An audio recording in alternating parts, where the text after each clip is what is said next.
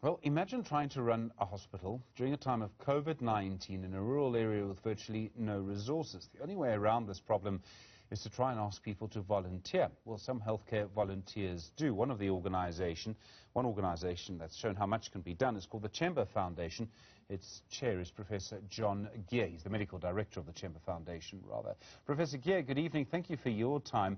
From what I can see, you and members of your organization are making a big impact at the Tshemba Hospital. How difficult is the situation there? Thanks very much, Stephen, and greetings to your guests. It's a privilege to be here. Look, I think all rural hospitals are faced with very similar problems at this time, but at all times. I think COVID has highlighted shortages in the rural hospital services and has magnified those. And those obviously then become more difficult when you have a lockdown, when international travel is no longer allowed, and when you have a coronavirus epidemic on the go. So all of these things have contributed to placing the hospital under enormous stress. Fortunately, from a COVID perspective, we haven't been too badly hit. What have you been able to do to try and help? I mean, obviously the main problem is that doctors are expensive, and particularly specialists. We know in rural areas there's a huge shortage of specialists. Yes, and I don't want to get too technical, but the rural areas are served by various levels of hospital. Tshemba is a district hospital which does not expect to have full-time specialists on its staff. So it's run by medical officers who have very good generalist skills but limited greater in-depth skills.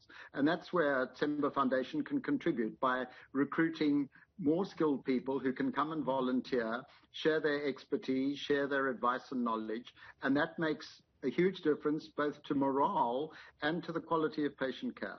Where do volunteers come from? Good question. We started optimistically imagining that we would be flush with South African expats who wanted to come back and do good things. In fact, the system's changed quite a lot. We now still get volunteers, global volunteers. We have a very strong South African contingent of volunteers. And really, from many countries in the world, we've probably got 18 or so countries of the world who've contributed at least one volunteer. I would imagine just the impact of one volunteer is huge. It's not just about the patients that they treat, it's about the knowledge that they pass on as well. I think so. And I think let's not underestimate the value to the volunteer. To work in an under-resourced environment where you don't have 1,000 technical gimmicks to resort to, you actually have to use your clinical skills with much greater acumen. And I think the volunteers often say that their lives have been changed as much as they've hoped that they've changed the lives of local South African health professionals. And our volunteers are not just doctors. They come from across the healthcare professions.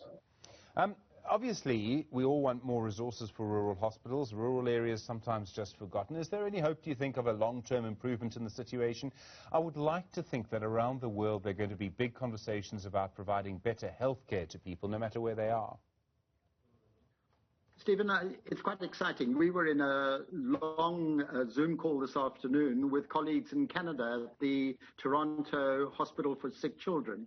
And we're looking more and more at remote diagnostics, at remote consultations, and using the lessons that COVID has given us in terms of the value of virtual contact with colleagues around the world. And many of our volunteers who've been here have gone away, and even on the simplest of technologies, using WhatsApp calls, are supporting doctors who they befriended while they were here.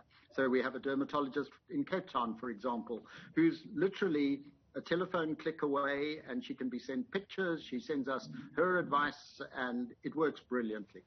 It's amazing how the world is changing, isn't it, Professor? So glad to hear it. Thank you, Professor John Gear, Medical Director of the Tshemba Foundation.